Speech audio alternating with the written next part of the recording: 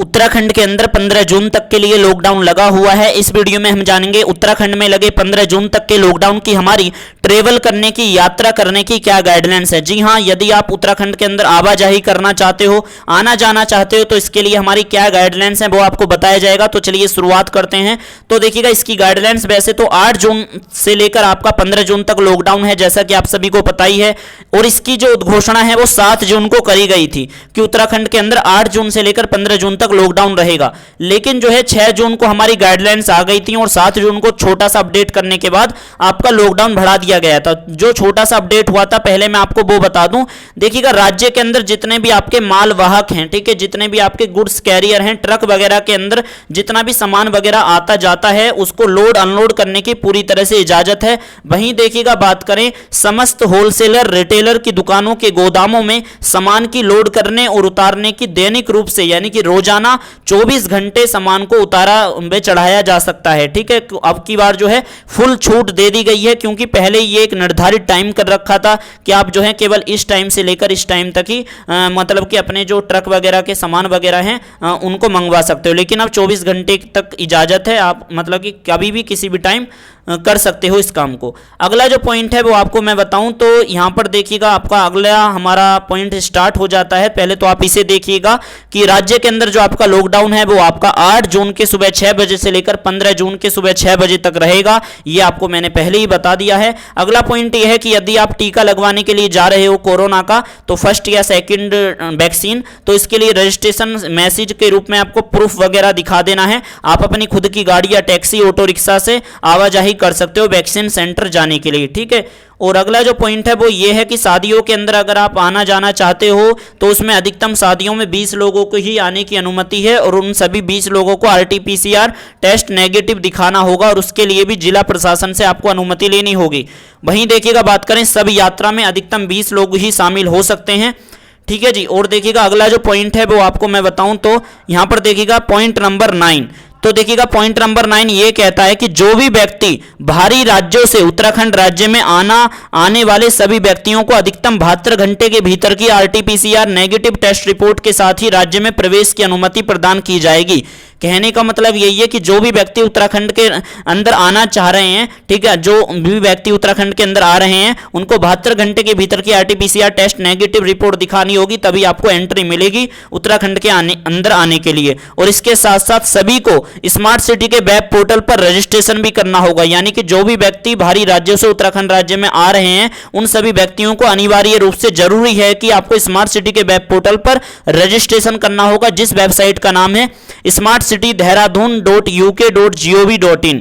ठीक है, इस पर जाकर आपको रजिस्ट्रेशन करना है और आपको फिर गाइडलाइंस का पालन करना है। ठीक है, और देखिएगा अगला पॉइंट ये है कि आपका जो भी व्यक्ति अपने पैतृक गांव वापस आ रहे हैं, ठीक है, उत्तराखंड के अंदर, तो उनको गांव के अंदर ही क्वारंटाइन करा जाएगा 7 दिनों के लिए। यदि आपके अंदर फिर कोई लक्षण नहीं दिखेंगे तभी आपको घर भेजा जाएगा, और इसका सभी खर्च जो है सरकार उठाएगी। ठीक है, वहां पर ठहरने का। ओके, अगला जो पॉइंट है देखिएगा वो आपका 14वें का ई है, आपका 14A और 14C, D और ये है आपका ई। ठीक है, तो इसमें ट्रांसपोर्ट के रिगार्डिंग सारी चीजें दे रखी हैं। अब यहां से आपकी चीजें स्टार्ट करूंगा मैं। तो देखिएगा, अब की बार काफी बड़ा बदलाव करा गया है इसके रिगार्डिंग भी, कि देखिएगा राज्य के अंदर, ठीक है, जितना भी पब्लिक ट्रांसपोर्ट है, बस वगैरह जितनी भी हैं, ठीक है, वो चालू रहेंगी अब की बार 66% सीट के साथ।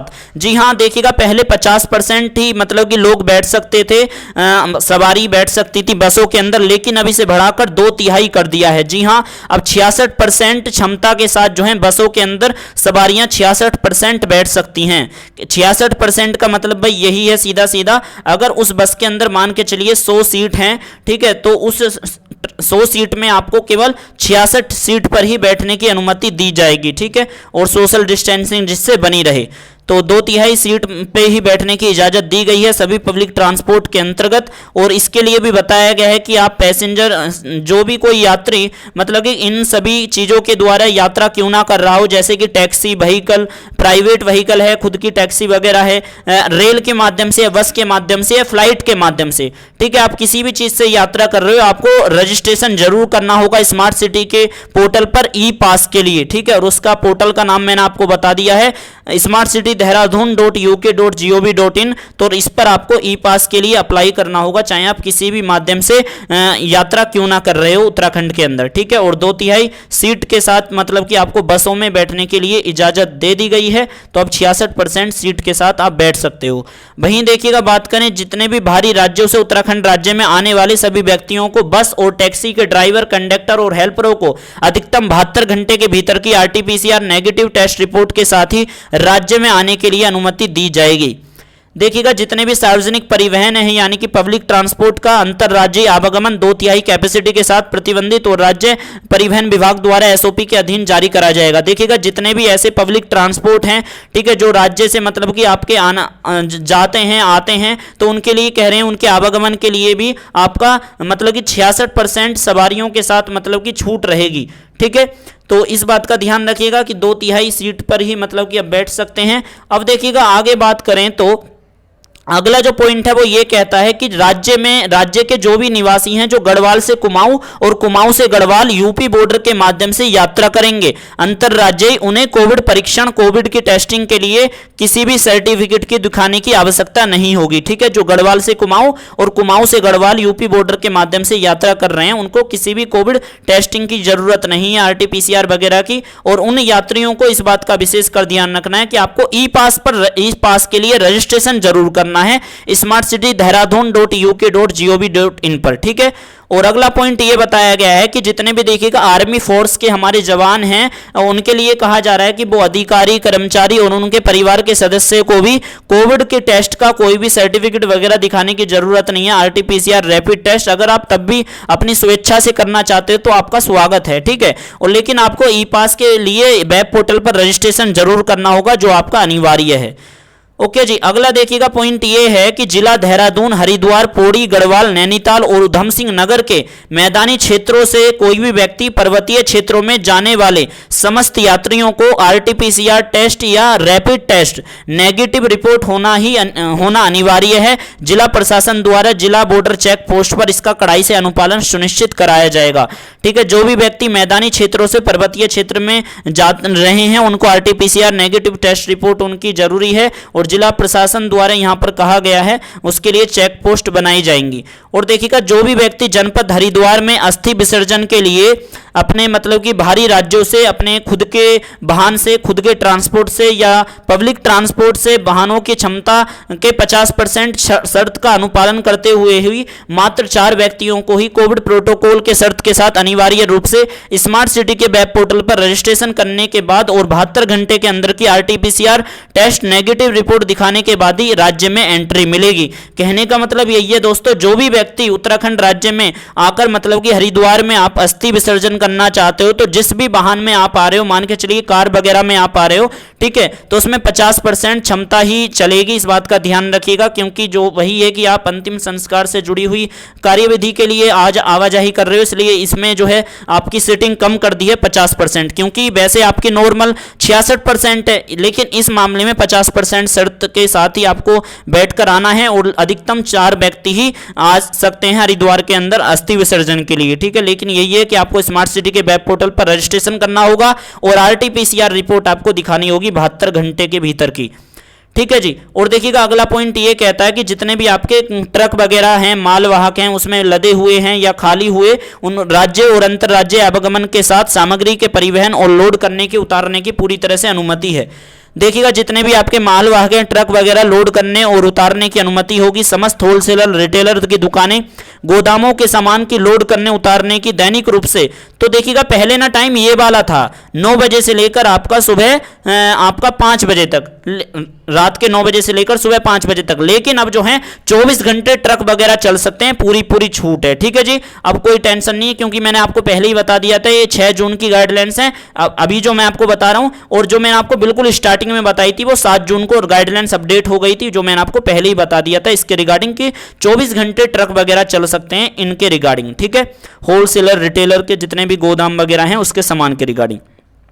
अगला जो पॉइंट है वो ये कहता है कि अधिकारियों कर्मचारियों को अपने संगठनों और संस्थानों द्वारा जारी करे गए वैलिड आई कार्ड के साथ ही अपने ड्यूटी के स्थान पर कार्यस्थल पर आने जाने के लिए मतलब कि उनको दिशा निर्देश के अंतर्गत अनुमति है कि आप अपनी आवाजाही कर सकते हो अगर आपके पास वैलिड आई कार्ड है। जो भी ऑफिसर लोग एम्प्लॉयज लोग जाना चाहते हैं अपने जरूरी काम के लिए।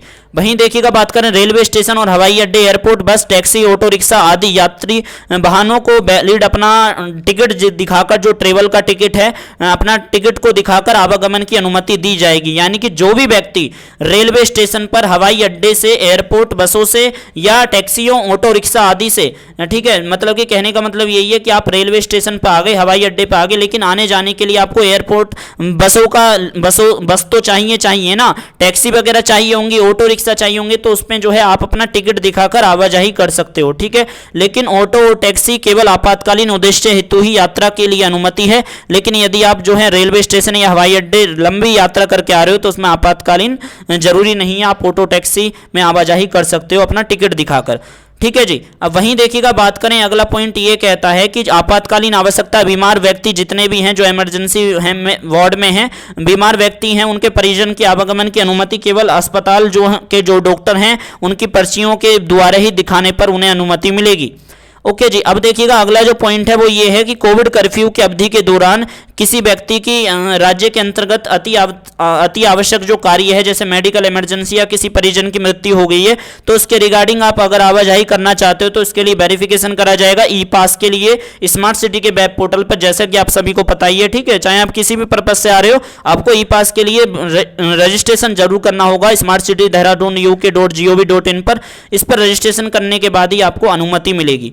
ओके जी। अगला जो पॉइंट है वो आपका ये बताता है कि देखिएगा जितने भी आपके आवश्यक सेवाएं और आपातकालीन और कोविड-19 प्रबंधन में शामिल सरकार और स्थानीय निकायों के अधिकृत संगठनों के सभी जितने भी आपके ट्रांसपोर्ट हैं, वाहन हैं, उनको चलने की पूरी तरह से अनुमति है। वहीं देखिएगा बात करें आपके जितने भी सामग्री के आवागमन हेतु अंतरराज्यीय आयात निर्यात आवागमन की अनुमति है। ठीक है, कोई सामान को बेच रहा है, खरीद रहा है, उसके रिगार्डिंग ट्रांसपोर्ट सर्विस चल रही है तो भाई उसके लिए भी ट्रांसपोर्ट सर्विस चालू रहेगी। ठीक है, जो बड़े स्तर पर ये चीज़ें होती हैं। वहीं देखिएगा बात करें आपकी सभी चिकित्सा कर्मी जितने भी डॉक्टर हैं, नर्स हैं, पैरामेडिकल स्टाफ है, अन्य अस्पताल सहायता सेवाओं के लिए परिवहन के लिए पूरी तरह से अनुमति है कि वो कभी भी आवाजाही कर सकते हैं। ठीक है, जो हेल्थ केयर वर्कर हैं। वहीं देखिएगा बात करें जो लास्ट पॉइंट है कि कोविड व्यवहार के नियम और प्रोटोकॉल के साथ 50% क्षमता के यहाँ पर बताया गया है 50% की सीमा के अधीन जितने भी आपकी खुद के अपने वाहन हैं, ठीक है, जितनी आपकी खुद की गाड़ी है कोई, तो आप अपना वैलिड आई कार्ड के साथ ही कोई भी आपको अपना कारण बताना होगा कि किस कारण के लिए, किस पर्पस के लिए आप आवाजाही कर रहे हो। लेकिन जहाँ जिस भी उसमें आप बैठे हो, कार में बैठ के आ रहे हो या बाइक पे, 50% सीटिंग ही उस पर होनी चाहिए। इस बात का विशेषकर ध्यान रखिएगा। ठीक है। अब देखिएगा अगला पॉइंट बता दूं कृषि से जुड़ा हुआ, अगर कोई भी किसान लोग मतलब कि खेती, श्रमिकों और कृषि कार्य, बुआई, नर्सरी की तैयारी, भूमि की तैयारी, सिंचाई, रोपण और आपका कटाई, थ्रेशिंग, प्रसंस्करण यानी कि आपका प्रोसेसिंग और पैकिंग आदि के लिए आवाजाही करना चाहते हैं तो उनके लिए पूरी तरह से छूट है कृषि कार्यों से जुड़े हुए। ठीक है जी। अगला जो पॉइंट है वो आपका ये कहता है कि जितने भी देखिएगा आपके सरकारी उद्योग हैं, आपके प्राइवेट उद्योग हैं, इंडस्ट्रीज हैं, उनके लिए कहा जा रहा है कि उसके अंदर जितने भी आपके श्रमिक लेबर काम करती है, एम्प्लॉयज काम करते हैं, तो उनको जो है उनके कार्यस्थल तक लाने और घर छोड़ने हेतु, यानी कि आपको घर से कार्यस्थल तक लेकर आने और घर छोड़ने के लिए एक डेडिकेटेड सेपरेट मतलब कि ट्रांसपोर्ट सर्विस चालू की जानी चाहिए इंडस्ट्रीज के मतलब ओर से ही। ये ऐसा नहीं है कि भाई सरकार मतलब कि जारी करेगी, इसके लिए इंडस्ट्री मतलब कि जारी कर दे कि भाई एक जो ट्रांसपोर्ट सर्विस है वो इनके लिए है, आपके कर्मचारियों के लिए। ठीक है, तो वो कंपनियों के ओनर को, मालिकों को करना होगा या फिर आप वहां पर ही ठहरने की व्यवस्था बनाओ अपने कर्मचारियों के लिए। ठीक है जी। अब देखिएगा अगला पॉइंट जो है वो 14 का आपका एच है, तो ये रहा। तो जितने भी देखिएगा निर्माण गतिविधियों और उनके कार्यरत वाहन जितने भी हैं, ठीक है, निर्माण गतिविधि कंस्ट्रक्शन एक्टिविटी में जितने भी लोग लगे हुए हैं और उससे जुड़े हुए जितने भी आपके वाहन हैं, मजदूरों की आवाजाही को स्थानीय पुलिस प्रशासन द्वारा सहयोग प्रदान किया जाएगा। ठीक है जी। तो देखिएगा यही फुल गाइडलाइंस थी आवाजाही करने की, तो मैंने आपको अब की बार यहां पर फुल गाइडलाइंस बता दी हैं। तो यही था आज की इस वीडियो में। अगर आपको वीडियो पसंद आई है तो चैनल जरूर सब्सक्राइब करें। और आपका ये 15 जून तक लॉकडाउन लागू रहेगा, जो 8 जून से स्टार्ट हो गया है। तो ये थी आपकी ट्रेवल की गाइडलाइंस। हमें दीजिए इजाजत। Thank you so much.